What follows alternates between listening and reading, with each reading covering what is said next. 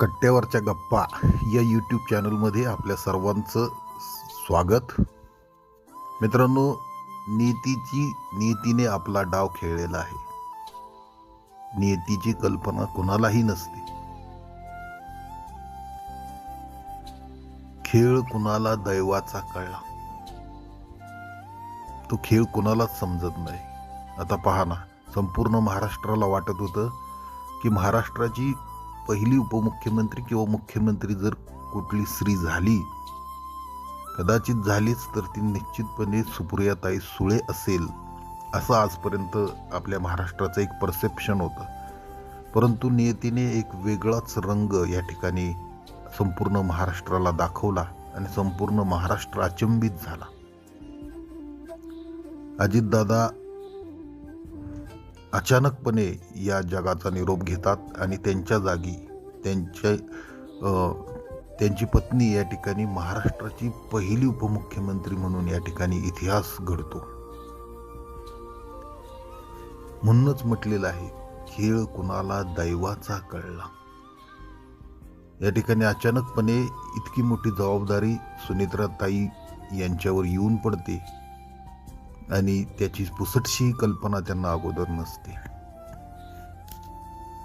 आज नियतीने सुनेत्राताईंच्या हातामध्ये फासे तर दिलेले आहेत, त्यांच्यावर आज जबाबदारी तर दिलेली आहे, पद तर मिळालेलं आहे, परंतु जो मुकुट आहे तो खरोखरच काटेरी आहे. हा मुकुट सांभाळणे, हे पद सांभाळणे म्हणजे खरोखरच त्यांच्यावरती आज खूप मोठी जबाबदारी आहे. त्यामध्ये त्यांचे स्वकीय पक्षातील राजकारणी असतील, शरदचंद्र पवार गटातील काही लोक असतील, किंवा राजकीय विरोधक असतील, किंवा भाजपसारखा मोठा पक्ष असेल, भाजपसारखी मोठी शक्ती असेल. या ठिकाणी अनेक आव्हानं आज त्यांच्या समोर आहेत. एखाद्या शिक्षकाला साधा वर्ग सांभाळायचा म्हटलं तर कसरत होत असते, परंतु या ठिकाणी 40-50 आमदार सोबत ठेवणं ही खरोखर कसोटीची वेळ आहे. या ठिकाणी त्यांच्यावरती पक्ष सांभाळायचा आहे, पक्ष वाढवायचा आहे, त्याचबरोबर सत्तेत देखील राहायचं आहे आणि सत्तेत राहत असताना स्वकीयांबरोबरही त्यांना या ठिकाणी लढा द्यायचा आहे. आज अजितदादासारखी व्यक्ती त्यांच्या पाठीशी नाहीये. आज अनेक या ठिकाणी आपण वाचतो, पाहतो, अनेक गिधाड, लांडगे असे शब्द आपल्या कानावर पडत आहेत. एका अबला स्त्रीच्या पाठीमागे या ठिकाणी संधी साधू अनेक लोक या ठिकाणी त्यांच्या अवतीभोवती फिरत आहेत. या सगळ्यांवरती मात करून या ठिकाणी त्यांना हे पद सांभाळायचं आहे. मित्रांनो, राजकारणामध्ये गयावया नसते.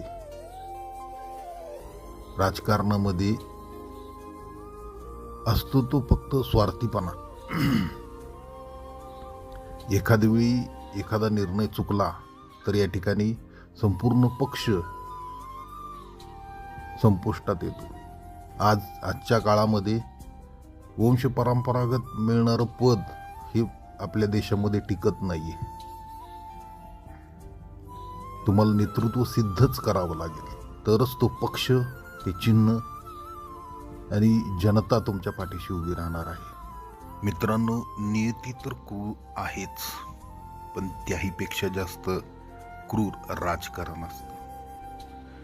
म्हणून सुनेत्राताईंकडून एखादी झालेली चूक सुद्धा किंवा एखाद्या पेच प्रसंगामध्ये संपूर्ण पक्ष या ठिकाणी गिळंकृत केला जाऊ शकतो. काही पक्ष हेच काम करत आहेत. संपूर्ण पक्षाच्या पक्ष या ठिकाणी एका बाजूने दुसऱ्या बाजूला जाताना या महाराष्ट्राने पाहिलेलं आहे. या ठिकाणी